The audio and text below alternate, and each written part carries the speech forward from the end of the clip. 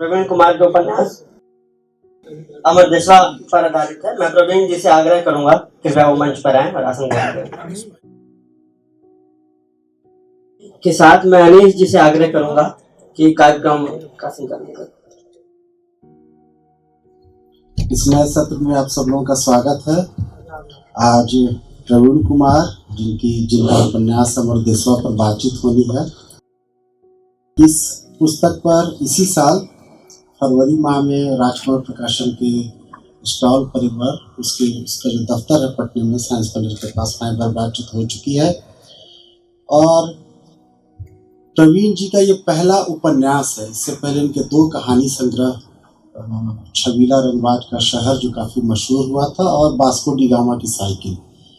ये उपन्यास कोरोना काल पर, कोरोना त्रासदी पर और उसके बहाने हमारा आसपास का जो माहौल है, वातावरण है, समाज, राजनीति, राष्ट्र, नागरिकता, कई सारे सवालों को एक साथ डील करने की कोशिश करता है। तो सबसे पहले मैं प्रवीण जी आपसे ये पूछना चाहता हूँ कि आप कहानी लिखते रहे अब तक, लंबी कहानियाँ लिखते रहे, और ये इसका विषय भी एक कोरोना और एक विषय था जो कि लंबी कहानियों का मन विषय केंद्रित होता है। उपन्यास के लिए बहुत सारे कार्य व्यापार, मन स्थितियाँ, मूड्स, बड़ा फलक चाहिए।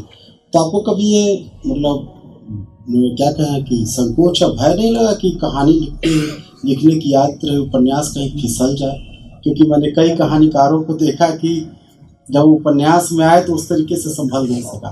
कहानियां मैं हमेशा वैसी ही मैंने लिखी है जो समाज के किसी ना किसी हिस्से से उठ कर आई है। आप अगर ध्यान से देखें तो रणवीर सिन्हा और माले के जो संघर्ष थे उस दौर में छबीला रंगबाज आया, लादेन ओझा की हसरतें एक अलग डायमेंशन है, वास्को डी गामा की साइकिल दिल्ली के दंगों पे है, एक राजा था जो सीताफल से डरता था, आप सब जानते हैं किसके लिए है।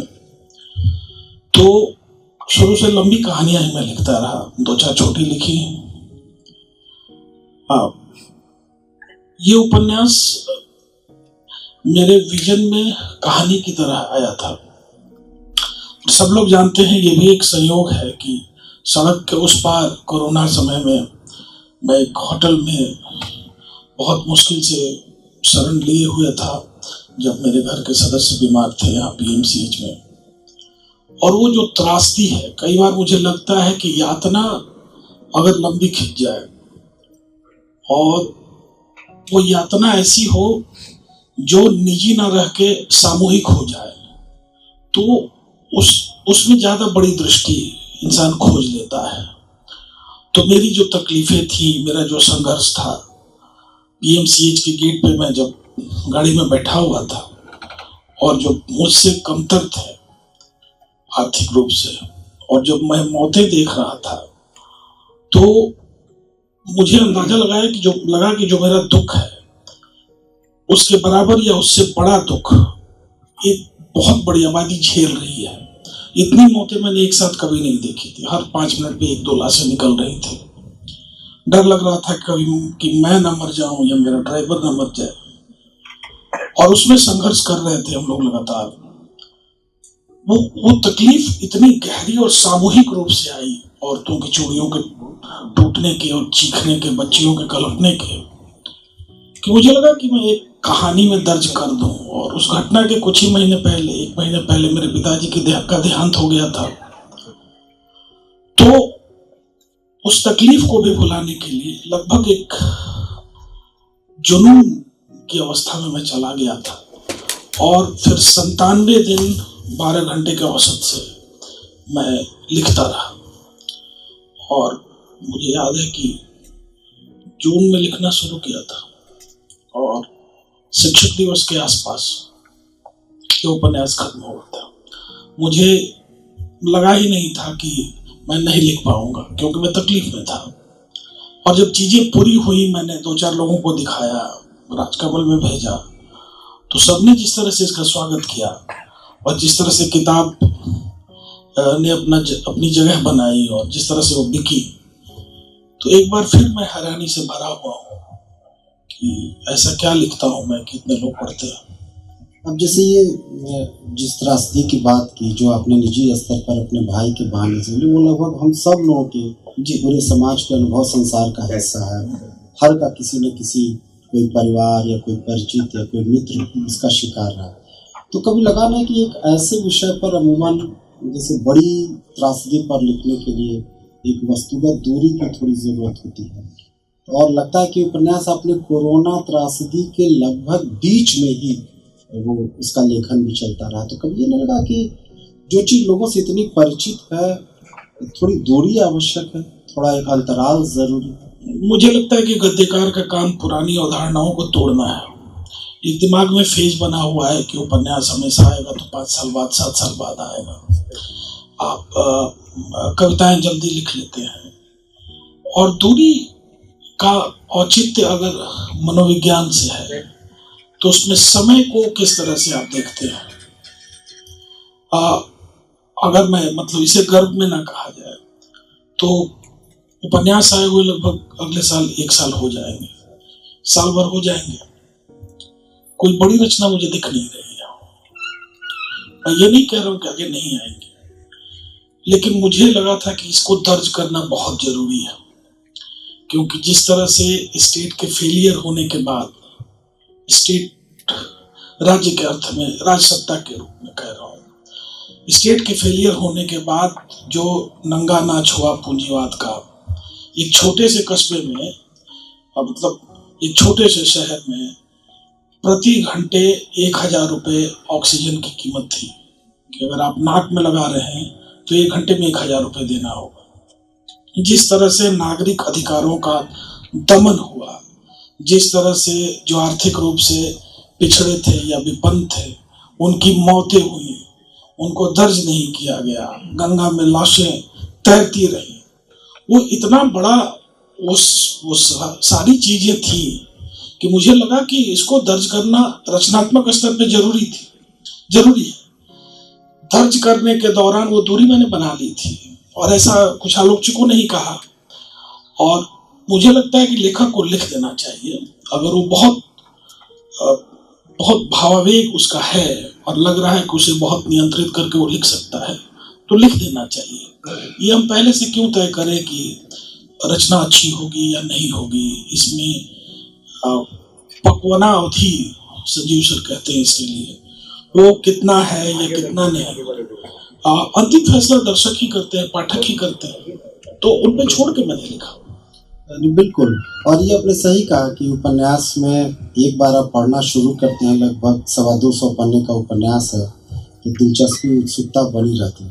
इसमें कई पात्र हैं, जैसे डॉक्टर मंडल है, एस अमृत है, कजरौटा है, राजू है, डॉक्टर राही है, टीम सांस है, बहुत सारे पात्र हैं, हाशिगावा है, काला तेंदुआ आता है फैंटेसी, इतने सारे पात्र हैं, और अमूमन अपनी स्थितियों के जरिए, घटनाओं के जरिए, मनस्थितियों के जरिए उपन्यास आगे बढ़ता रहता है। इसमें बीच बीच में कई टिप्पणियाँ की गई, और उपन्यास शुरू होता है शहर की बसावट से, शहर कैसे बसता है। जैसे उसमें एक जगह कहा कि हर एक उन्नत और पिछड़े शहर के बीच एक ऐसा स्पेस रहना चाहिए जहाँ से कुछ नया कर सकते हैं, जहाँ डॉक्टर साहब का क्लिनिक है। इसी में आपने डॉक्टर साहब के मुंह से बहुत सारी कुछ ऐसी बातें कहलवाई हैं, जैसे राष्ट्रीयता और नागरिकता के सवाल। लगभग शुरुआती हिस्सों में ही डॉक्टर साहब कहते हैं कि लोकतंत्र में एक मास किलिंग चलती रहती है, और तब ये और ज़्यादा घातक हो जाता है जब एक जादुई घोड़े पर कोई धर्म ध्वजाधारी सवार। इस बात का क्या मतलब? इसमें 2 सवाल हैं। पहले का मैं जवाब दे दूं कि पात्रों की संरचना ऐसी है कि उससे संवाद हो आपस में, और 2 अलग विचार जो हैं आपस में टकराएं। इसलिए आप देखेंगे कि निष्कर्ष नहीं है, बहसें हैं, और वो बहसें हर पाठक को अपने अपने निष्कर्ष निकालने के लिए स्वतंत्र रखती हैं। जैसे हाशिगावा कहते हैं कि नागरिक होना कमतर मनुष्यता है, और इसको अगर पारंपरिक चिंतन धारा में समझाएं तो एक मनुष्यता का वृत्त होता है। स्टेट जब बना, नेशन स्टेट की रचना हुई, तो उस वृत्त का 1/3 जो है कट के नागरिकता में आ गया, फिर उसमें भी नेटिजन अब ज्यादा ताकतवर हैं जो सर्फिंग करना जानते हैं। तो कहीं ना कहीं एक मनुष्य के रूप में बहुत नेगेटिव यात्रा अब शुरू हो चुकी है। एक दूसरा जो घोड़े की बहस है वो थोड़ा सा और विस्तार में दे दूं। दम्भ भर रहे हो जिस चीज का, वो है लोकतंत्र, नागरिक अधिकार। लेकिन मत भूलो कि ये घोड़ा मसाले वाले जहाज से लद कर आया है। एक मास किलिंग चलती रही, उसी पे आ रहा हूं। मसाले वाले घोड़े के साथ आया था तुम्हारा लोकतंत्र। तो इसमें मास किलिंग को लेकर आप 30 वर्षों में देख लीजिए नागरिक अधिकारों का दमन किस तरह से हुआ है। बहुत दूर जाने की जरूरत नहीं है। हत्याएं कौन लोग कर रहे हैं, हत्या किन लोगों की हो रही है, आंकड़े उठा के देख लीजिए। नरसंहार कहाँ कहाँ हुए हैं, कैसे हुए हैं, उठाकर देख लीजिए। उनके रिपोर्ट्स देख लीजिए, उनके परिणाम देख लीजिए। बाढ़ आता है, कितने लोग मिसप्लेस होते हैं, डिस्प्लेस होते हैं, आप सब जानते हैं। बिहार में तो बाढ़ रहता ही है, सूखा है, कई तरह की चीजें हैं। लगातार एक दौर में विदर्भ के किसानों ने आत्महत्याएं की, महाराष्ट्र आंध्रा में की। ये क्या है? एक लोकतंत्र के भीतर साल भर में औसतन अगर 5,000 लोग आत्महत्या कर रहे हैं, 10,000 लोग आत्महत्या कर रहे हैं, तो उसे मैं स्टेट का फेलियर मानूंगा। और मत भूलिए कि 20 वर्षों में स्टेट ने लगातार नागरिक अधिकारों का दमन किया है और ताकतवर हुई है।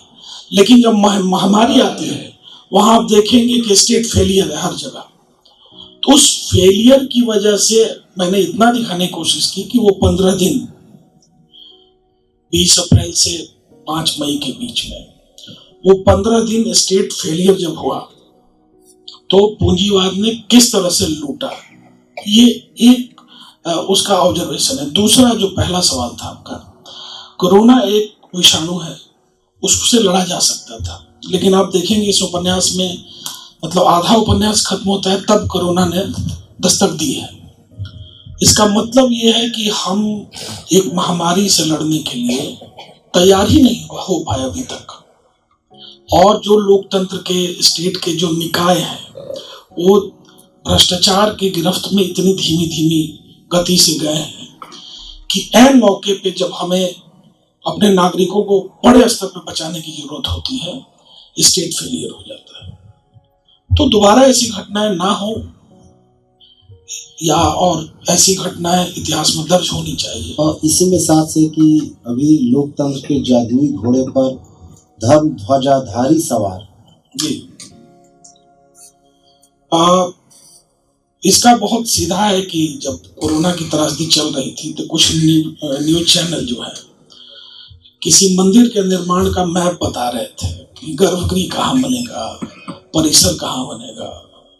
तो मैं केवल ये सोच रहा था कि इतनी लाशें दिखाई नहीं दे रही हैं, ये कौन से लोग हैं जो इस तरह की चीजों को प्रमोट कर रहे हैं, वो कौन से दिमाग की किमियागिरी है कि तकलीफें पीछे हो गई हैं और मंदिर का नक्शा या किसी भी धार्मिक उत्साह को उस समय भरा जा रहा है।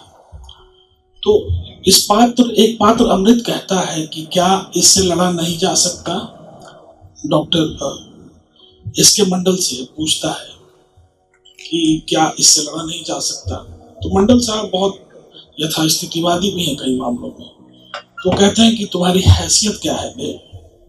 ये जो हमारी नागरिकता में जो हमारी हैसियत तय कर दी गई है कि हमारी छटपटाहट के आगे हर चीज खत्म है, या जहां हम इस उपन्यास में आप देखेंगे कि जो व्यक्ति जिस चीज से नफरत करता है ठीक उसी के सामने वो जाके घुटने टेकता है। जैसे एस अमृत इसका सबसे अच्छा उदाहरण।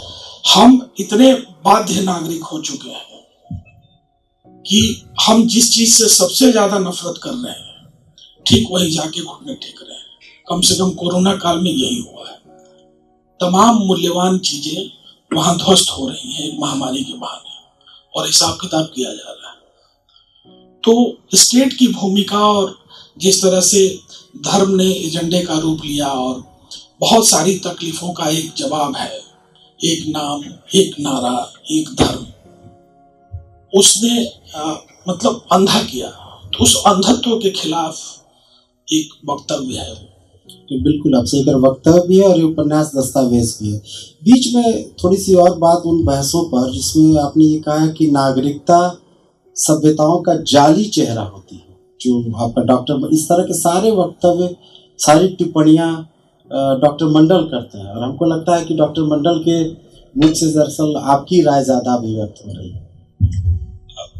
किसी भी पात्र से एकदम संपृक्ति तो वैसे नहीं कर पाएंगे, लेकिन ये सब आइडियाज हैं जो दिमाग में उस समय चल रहे थे मेरे, उनको एक पात्र के रूप में मैंने व्यक्त करने की कोशिश की, क्योंकि मैं देख रहा था कि एक वीआईपी कल्चर डेवलप हो चुका है हमारे नागरिकों के बीच। उसमें एक वाक्य ये भी है कि नागरिकता कमतर मनुष्यता इसलिए है क्योंकि सभ्यता के विकास क्रम में कुछ नागरिक बहुत आगे निकल गए हैं और नागरिकों के वर्ग बन गए हैं, श्रेणियां बन गई हैं, और केचुली की तरह नागरिकता के पुराने कवर को छोड़ के कुछ लोग बहुत आगे निकल गए हैं। आंकड़ा उठाइए और देखिए कि कौन से लोग बचे थे कोविड में, और जो लोग मारे गए थे वो कौन से लोग हैं।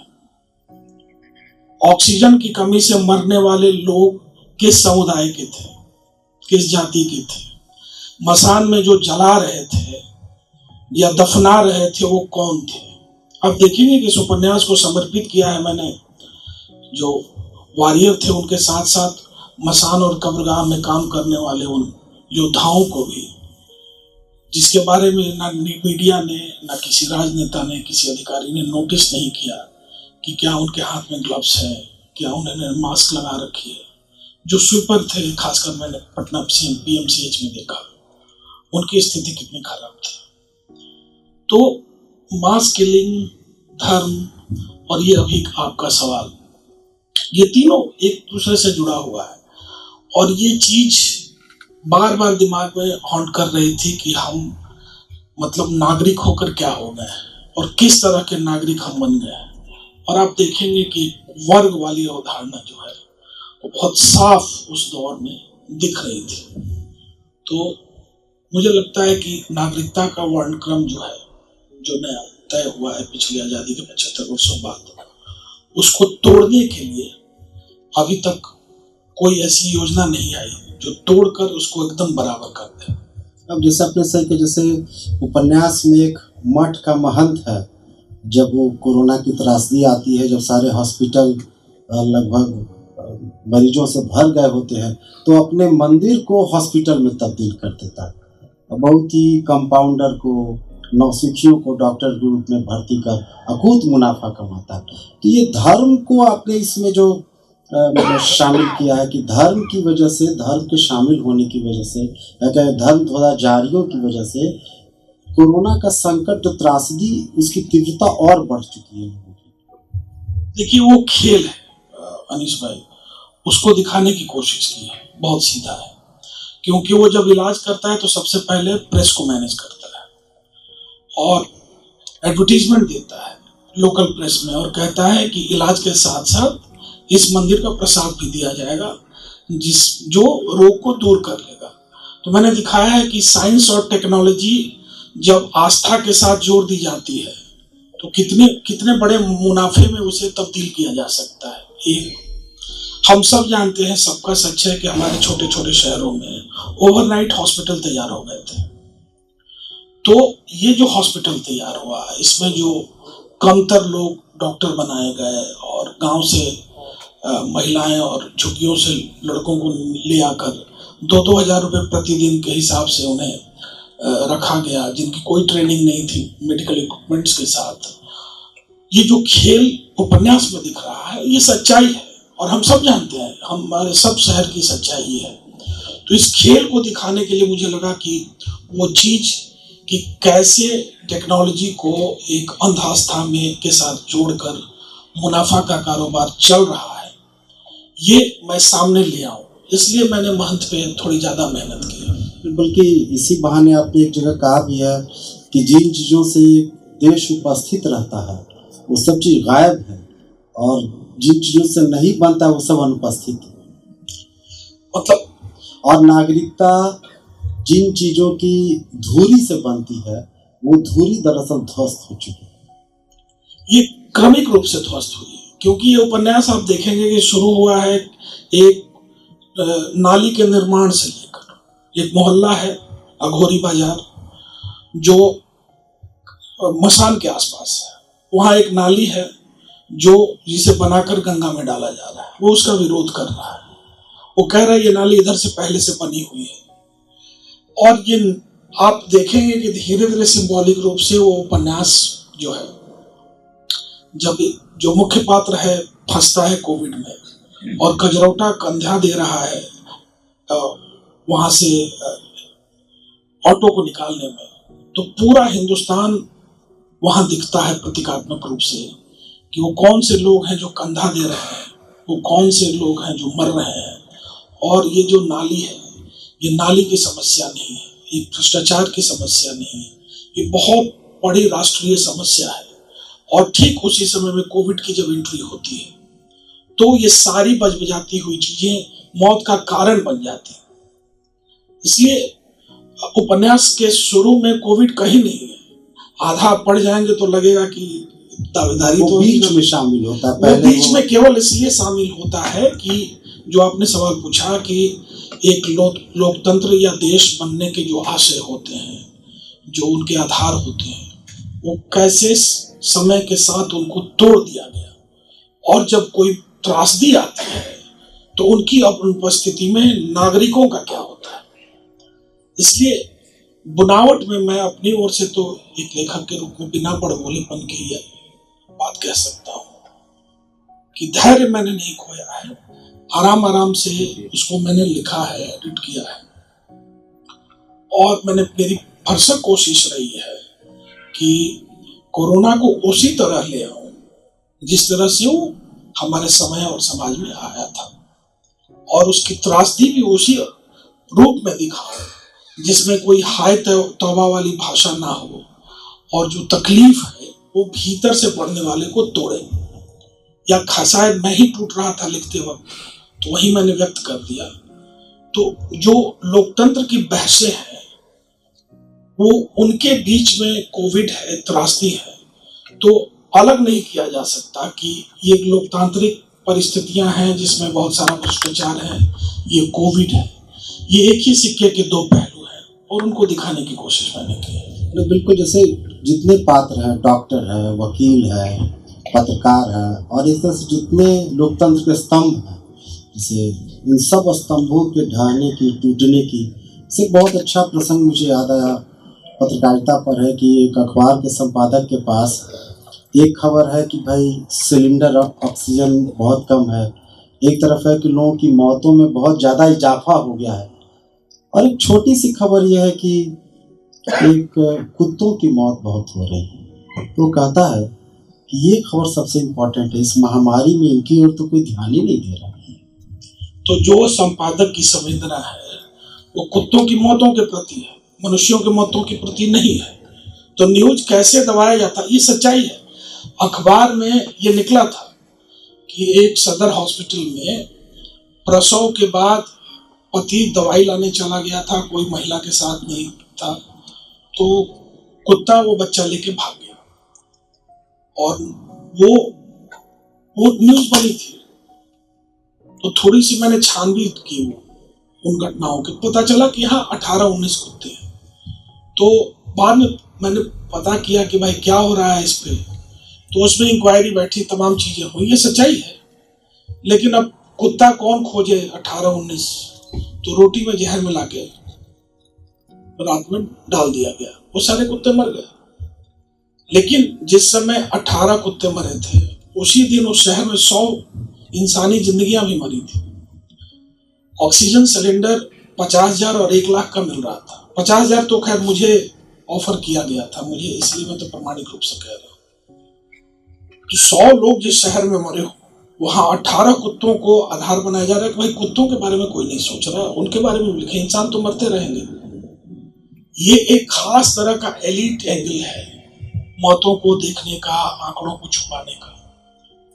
तो वो सारा मैंने रखने की कोशिश की। लेकिन मुझे खुशी है कि जो जूनियर डॉक्टर्स के प्रति मेरा सम्मान बढ़ा है, क्योंकि उस कोविड काल में वो सबसे ज्यादा अभिमन्यु की तरह लड़ रहे थे, मर रहे थे। तो उनको लेकर सच में मेरे हृदय में बहुत उनके लिए पीड़ा भी है और बहुत सम्मान भी है कि इस उपन्यास में एक बहुत ही दिलचस्प, बहुत इंटरेस्टिंग पात्र है हाशिगावा, जो जापान से आता है और भारत की नदियों पर वो खोज कर रहा है और इसी दरमियान वो कोविड की चपेट में आता है, उसे संक्रमण होता है, वो किसी तरह से बचता है और वहाँ अपने एक बार भारत और जापान की एक तुलनात्मक एक सरकार की नागरिकता के संदर्भ में प्रतिबद्धता को इस रूप में कहा कि जो ही जापानी एम्बेसी को पता चलता है वो उसकी वहाँ से लिफ्ट करके उसके जाने की व्यवस्था करती है।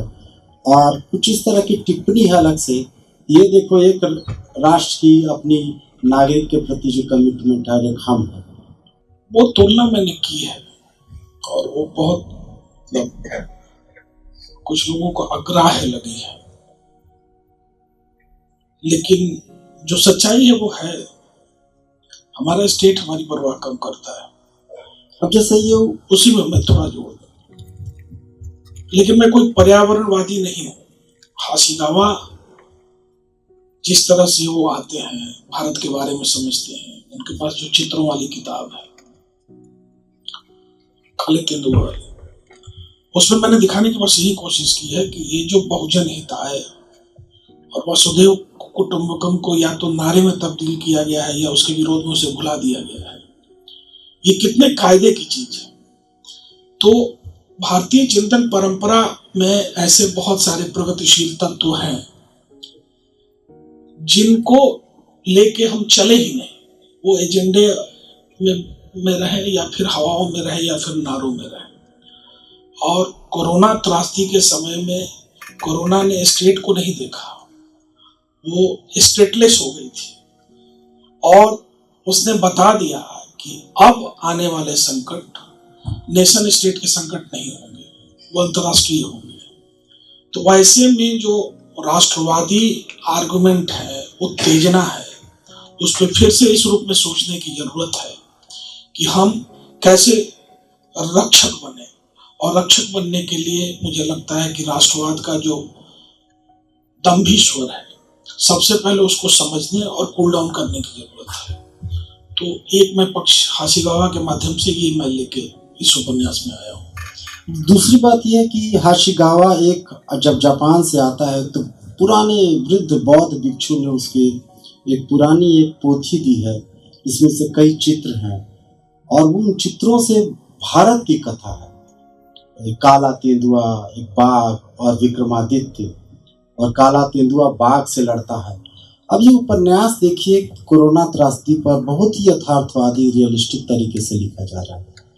अब अचानक इसमें एक फैंटेसी के बतौर काला तेंदुआ आता है, बाघ आता है, वो विक्रमादित्य से लड़ता है, वार अगेंस्ट स्टेट की बात करता है। तो कभी आपको ऐसा लगा नहीं कि जब हम ये कर रहे हैं, रियलिस्टिक तरीके से लिख रहे हैं, फैंटेसी कुछ मैजिकल रियलिस्टिक कुछ तत्व डालने से उपन्यास बिखर जा सकता? देखिए अचानक नहीं आया, शुरू में इशारा मैंने कर दिया ऊपर, वो कचरौटा के माध्यम से कि किताब है जिसमें कोई वाक्य नहीं लिखा गया है और किताब में दो ही वाक्य हैं जिसे भोजपुरी में अनुदित करता है पात्र, और वो उसमें है कि बाजू बाजू बन के बसुरिया गाऊ मन के गीत, माई मोरा बन के बघिनिया बाप विक्रमादित्य। विक्रमादित्य कौन होता है किसी देश में, और कितने विक्रमादित्य? 32 तो माने गए। राष्ट्र का विक्रमादित्य कौन है इस समय? और उसके समय में ये सब हो रहा है, जो प्रतापी होने का, जो ऐतिहासिक होने का, जो कालजीवी होने के दावे कर रहे हैं, वो देखे कि उनके राष्ट्र में उनके नागरिक किस तरह से बेचैनी से मरे। एक दूसरा मतलब मैं कहीं दूं कि इसमें मैंने प्रतिशोध से बचा लिया है मुख्य पात्र को, जो है समृद्ध।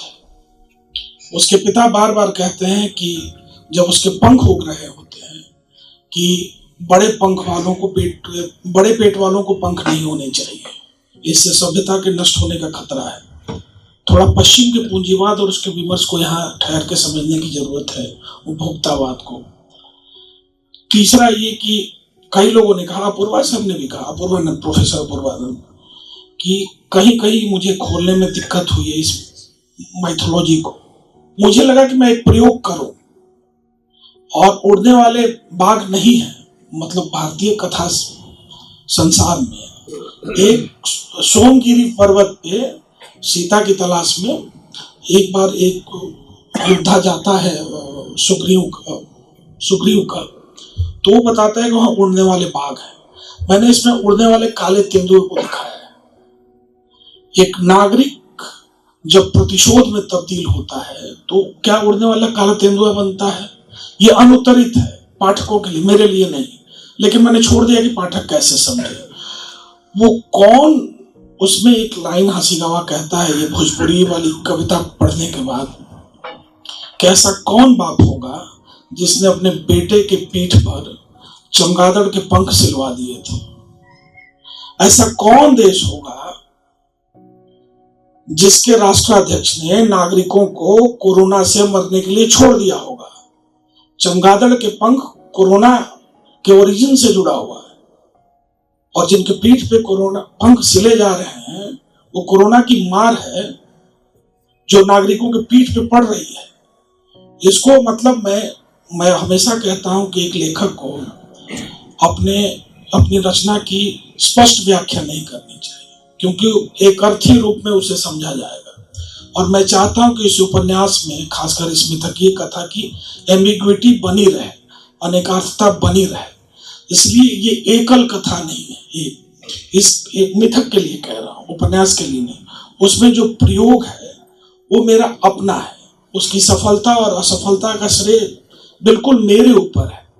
वो आपकी समझ में अगर आ रहा है तो मैं सौभाग्यशाली, अगर कहीं पेच है तो मेरी कमी, लेकिन मैं उसकी एम्बिग्विटी खत्म करना नहीं चाहता। इसलिए थोड़ा आप भी कंफ्यूज रहें तो मुझे खुशी होगी। नहीं, इसमें सबसे अच्छी बात है कि इस मिथक के आने से उपन्यास में एक नया एक आयाम तो मिलती है, एक दिलचस्पी बनती है कि ये काला तेंदुआ क्या है, उसके चमगादड़ के पंख, और वो विक्रमादित्य से लड़ता है, घायल होता है, गंगा से रोशनी निकलती है, और वो वार अगेंस्ट स्टेट, काला तेंदुआ विक्रमादित्य से लड़ना, उसका घायल होना, और उसका इस कोरोना से जो लोग लड़ रहे हैं उसका वार अगेंस्ट स्टेट से किस तरह से संबंध आप देखते हैं? देखिए, एक आस्तिक जो होता है ना, मतलब मैं अपने अनुभव से कह रहा हूँ, जब विपत्ति में फंसता है तो सबसे पहले ईश्वर को गाली देता है। लेकिन एक समझदार और थोड़ा अगर नास्तिक हो तो किसे गाली देगा? जब लोग मर रहे थे तो कानों से मैंने सुना है कि वो किन्हें गालियां दे रहे थे। अगर स्टेट उनके साथ नहीं खड़ा होता तो क्या बनते हैं? वो अश्वत्थामा बनते हैं। मतलब मिथकीय कैरेक्टर में ना देख के मेरे विजन को देखिए कि वो अर्धसत्य के हत्या से मतलब मारे हुए होते हैं कि हम इस देश के वासी हैं, ये हमारे स्टेट, हमारा नेशन है, हम उसके नागरिक हैं, जहां एक लोक कल्याणकारी योजना है और हमारे साथ हर समय छल हो रहा है। ऐसे में प्रतिशोध की भावना जब एक नागरिक के अंदर आती है तो क्या कर सकता है? ये बस दिखाने की और आगाह करने की कोशिश मैंने की। जिन लोगों ने तख्ता पलट के बाद वहां एंजॉय किया स्विमिंग पूल में श्रीलंका में, वो कौन लोग थे? वो भी अपने देश के देशभक्त थे। लोक कल्याणकारी योजनाएं अगर खत्म होगी तो जनता उपद्रवी हो जाएगी।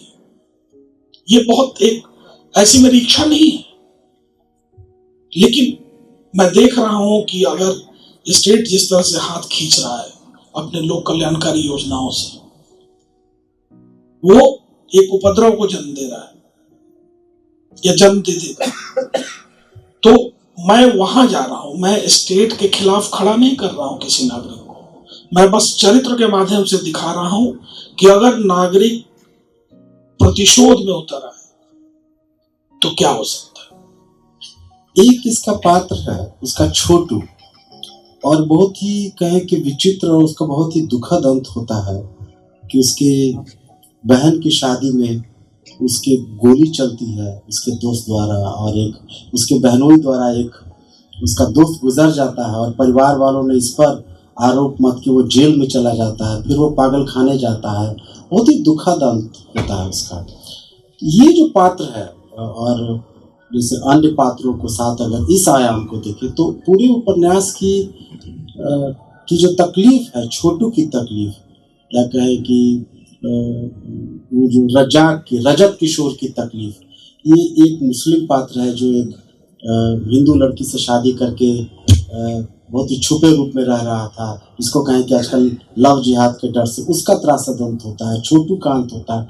चारों तरफ अंश में छोटू जैसे पात्र की रचना को।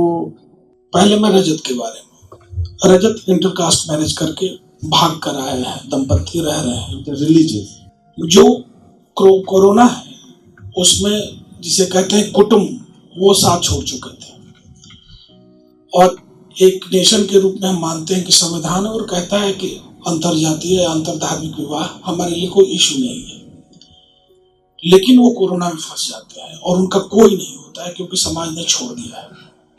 मैंने ये दिखाने की कोशिश की है कि जिसे हम मॉडर्न एज कह रहे हैं, जिसमें इंटरकास्ट और अंतरधार्मिक विवाह करने वाले जोड़े हैं, वो कितने त्रासदीपूर्ण जीवन को जीते हैं, उनको हाथ लगाने वाला भी कोई नहीं है। और एक नागरिक है भी अमृत, वो खुद जब फंस जाता है तो किसी की परवाह नहीं कर पाता। तो ऐसे लोग जिनको स्टेट कहता है कि हम रक्षा करेंगे, इस महामारी में वो लावारिस पूरी तरह से, ना उनका क्लैन उनके साथ है, ना उनका मोहल्ला उनके साथ है, और समाज तो वो तोड़ ही चुके हैं, तथाकथित इन्वर्टेड कोमा वाले समाज को। एक छोटे को लेके न्यायपालिका को मैंने थोड़ा सा जद में लिया है, क्योंकि मैं जानता हूं कि लड़ाइयाँ हो रही थी उस दौर में गांव में, तो ऑनलाइन सुनवाई की में मतलब जो मैन्युअली फैसला एक दिन में हो जाता था, वो ऑनलाइन सुनवाई की वजह से 15-15 दिन हो जाता था। गांव में लड़ाई हुई, 15 दिन तक दोनों पक्ष जेल में बंद है। क्यों? तो जज साहब को अभी लैपटॉप चलाना नहीं आता। फिर वो चालू हुआ तो पता चला कि आवाज सुनाई नहीं दे रही थी, म्यूट हो गया था। टेक्नोलॉजी ने कैसे इस पूरे प्रोसेस को और भयानक कर दिया, वो भी तब जब महामारी के दौरान एक मनोरोगी को कोविड वार्ड में डाल दिया गया। छोटे की ये कथा है। और जब पता चलता है कि कोविड का व्यक्ति नहीं है, ये तो मनोरोगी है, तब तक वो जल चुका है, और मेडिकल साइंस उसे जल्दी से जल्दी ठीक करके मतलब जेल वापस भेजना चाहता है, जो जेल में ही है मनोरोगी, मतलब मनोरोगी होने का सर्टिफिकेट लेना है उसे। और न्यायपालिका के डर से कि वो पूछ ना दे कि ये जला कैसे, ये तो मनोरोगी था और सिंपल जांच प्रक्रिया में गया था, उसके घावों को जल्दी जल्दी सुखाने के लिए सारे डॉक्टर और मेडिकल साइंस लग जाते हैं। वो ठीक हो सकता था, लेकिन दवाओं और सुइयों के मतलब प्रेशर से, उनकी गर्मी से अंततः वो मर जाता है।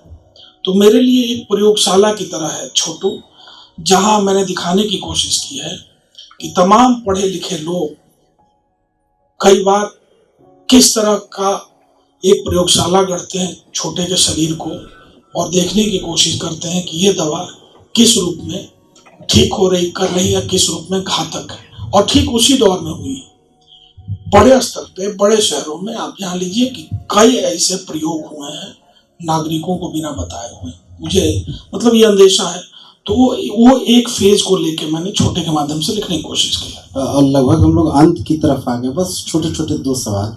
पहला कि एक जो उपन्यास में एक डॉक्टर मंडल एक बात बोलता है जो कई बहसों में, कई इंटरव्यू में भी वो शामिल हो चुकी है, कि भारत में, अपने देश में आधुनिकता जो है मसाले वाले जहाज से घोड़े की तरह लद के आई थी, अन्यथा उसके पहले अपने देश के लोग चौपाए थे। इसमें एक अंतर्निहित समझदारी ये रहती है कि जैसे आधुनिकता आई है पश्चिम से आयात की गई है, इस तरह की बात। तो क्या आप भी इससे सहमत हैं?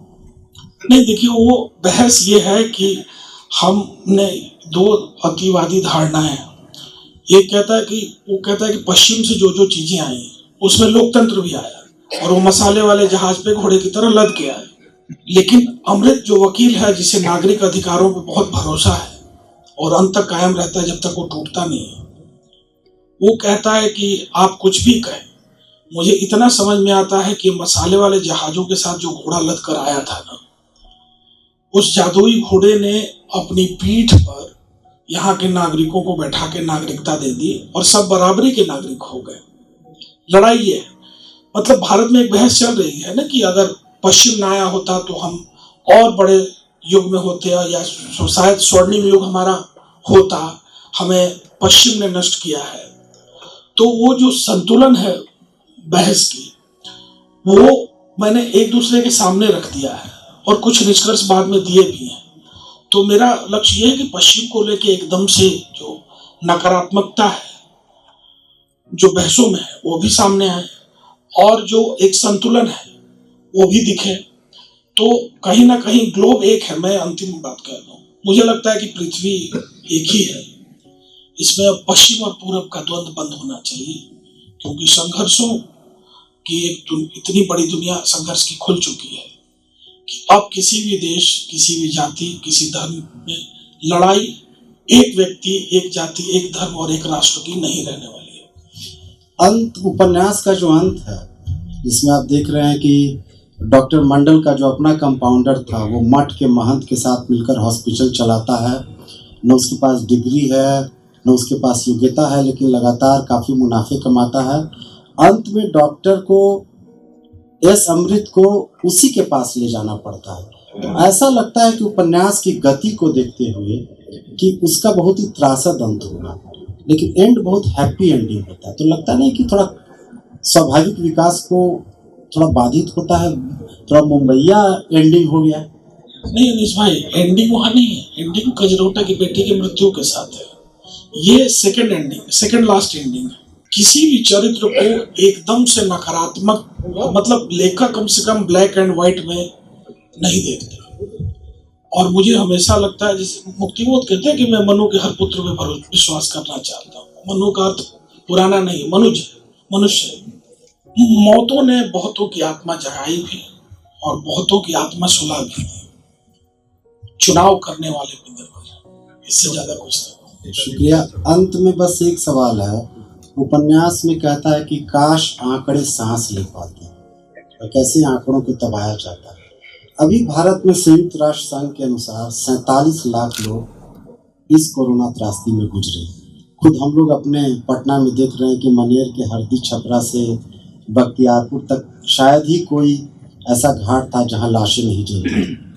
मेरा सवाल आपसे थोड़ा राजनीतिक ढंग का है कि दुनिया में 3 ऐसे बड़े देश जिसमें कोरोना को लेकर के थोड़ी सरकार ने या उसके विक्रमादित्य शासक ने गंभीरता से नहीं लिया। पहला अमेरिका के ट्रंप, दूसरा ब्राजील का बोल्सोनारो और तीसरा अपने। उन दोनों का तो हर्ष हम देख चुके हैं, ट्रंप का, बोल्सोनारो का। क्या क्या वही हर्ष हमारे यहाँ भी होगा? और एक बात, इन दोनों के सत्ता जाने के बाद दोनों को उन्हें जबरन किया। अभी तक ब्राजील में बात हो रही है कि हम सत्ता नहीं छोड़ेंगे। कुछ इसी दिशा में भारत जाए। जहाँ स्वराज इंद्र प्रजा दुखारी, सो नृप अवसि नरक अधिकारी। शुक्रिया, धन्यवाद। अगर आप लोगों को मन में कोई सवाल हो, समय बहुत कम है, मात्र 1 या 2 मिनट, तो 1-2 सवाल हम लोग ले सकते हैं।